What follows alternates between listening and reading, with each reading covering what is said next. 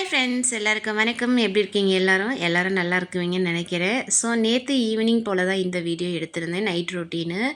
என்னோடய பாப்பா ரொம்ப நாளாக இந்த ட்ரெண்டிங்கில் போகிற எல்லோ லைட்டு கிளாஸில் மஞ்சத்தூள் போட்டு பண்ணுறதை வந்து கேட்டுகிட்டே இருந்தா 4 நாளாக. சரி, நைட்டு தூங்குறதுக்கு முன்னால் பண்ணேன். ரொம்ப ஹாப்பியாகிட்டா. அது கூட சூப்பராக வந்துருந்துச்சு. வீடியோ எடுக்கிறதுன்னு தெரிஞ்ச உடனே அவன் முடியெல்லாம் வந்து சரி பண்ணிக்கிட்டா. நைட்டுக்கு வந்து காலிஃப்ளவர் பல்லியாவும் சப்பாத்தியும் செஞ்சுக்கிட்டே அவளுக்கு வந்து ஹோம்ஒர்க்கும் சொல்லி கொடுத்துருந்தேன். கொஞ்சம் டவுட்ஸ் எல்லாம் இருந்துச்சுன்னு சொல்லிட்டு காலிஃப்ளவருக்கு சுடு தண்ணியில் காலிஃப்ளவர் கொஞ்சம் மஞ்சத்தூள் உப்பு போட்டு வேக வச்சுக்கிட்டேன். இட்லி தோசைக்கு மாவு வந்து அரைக்கிறதுக்கு அதையும் வந்து கழுவி க்ளீன் பண்ணி சைட் பை சைடு அரைச்சிக்கிட்டே வந்து வீடியோ எடுத்துக்கிட்டேன். ஸோ அவளும் என் கூடவே வீடியோ எடுக்கிறோன்னே வந்து ஜாயின் பண்ணிக்கிட்டா. அம்மா இனிமேல் நானும் வரட்டுமான்னு கேட்டுட்டு இருந்தா. சரி, முடிஞ்ச வரைக்கும் ட்ரை பண்ணுன்னு சொல்லியிருக்கேன். காலிஃப்ளவர் நல்லா இந்தமாரி ஒரு 5 நிமிஷம் கொதிக்க வச்சுட்டு ஃபில்ட்ரு பண்ணிவிட்டு இன்னொரு வாட்டி கழுவணும். அப்போ தான் அதில் இருக்கிற புழுவெல்லாம் வெளியில் போகும். புழு இருக்கோ இல்லையோ இந்தமாரி வேக வச்சு தான் செய்யணும்னு சொல்லிட்டு அம்மா சொல்லுவாங்க. மாவும் வந்து சைடில் அரைச்சி அதுக்கு உப்பு சோடா எல்லாத்தையும் போட்டு மிக்ஸ் பண்ணி எடுத்து வச்சுட்டேன். அதே கடாயில் வந்து எண்ணெய் ஊற்றி கடுகு ஜீரகம் இது எல்லாத்தையும் போட்டு வந்து பொரியல் வந்து ரெடி பண்ணிக்கிட்டேன். இந்த பொரியலுக்கு வந்து கூட கொட்டை போட்டு செய்கிறப்ப நல்ல டேஸ்டியாகவே இருந்துச்சு. நான் வந்து காராமணி பருப்பு தான் வேக வச்சு வச்சுருந்தேன். ஓவர் நைட்டு ஊற வச்சுட்டு ஒரு 4 விசில் வந்து காராமணி கொட்டையை வேக வச்சுக்கிட்டேன். நல்லா ஒரு கைப்பிடி அளவுக்கு வெங்காயம், தேவைக்கேற்ப 1 1/2 தக்காளி இது எல்லாத்தையும் போட்டு நல்லாவே வதக்கிக்கலாம்.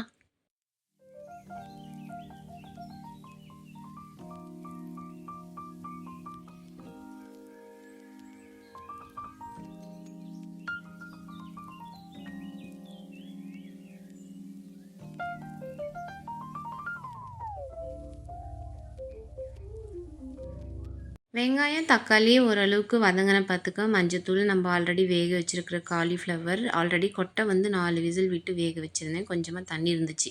அந்த கொட்டை தண்ணியும் கீழே ஊற்றாம அதையும் வந்து நல்லா இது கூடவே ஊற்றிக்கிட்டு மிக்ஸ் பண்ணி விட்டுட்டு, காரத்துக்கு red chilli powder, garam masala, தனியாத்தூள் இவ்வளோ தான். வேணும்னா குழம்பு மிளகாத்தூள் கூட போட்டு செய்கிறப்ப நல்லாவே டேஸ்டியாக இருக்கும். மிளகாத்தூள் எல்லாத்தையும் நல்லா மிக்ஸ் பண்ணி விட்டுட்டு ஒரு 10 நிமிஷம் குக் பண்ணோம்னா மசாலா எல்லாம் உள்ளே இறங்கி நல்லா டேஸ்டியாக இருக்கும்.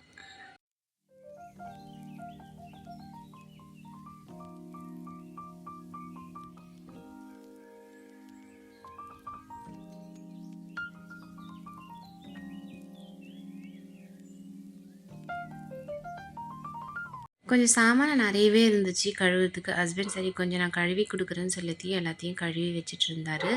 நான் வந்து அதுக்குள்ளே சப்பாத்தியை சுட்டு எடுத்துக்கலான்னு சொல்லிட்டு சப்பாத்தி வந்து சுட்டுட்டு இருந்தேன். எல்லாரும் உட்காந்து ஒன்றா சாப்பிட்லான்னு சொல்லிட்டு.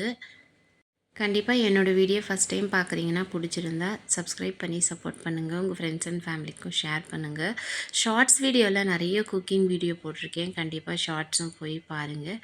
நெக்ஸ்ட் வீடியோவில் சூப்பரான கண்டென்ட்டோடு வரேன். ஃபைனலாக வந்து நல்லா காலிஃப்ளவர் வெந்துருச்சு.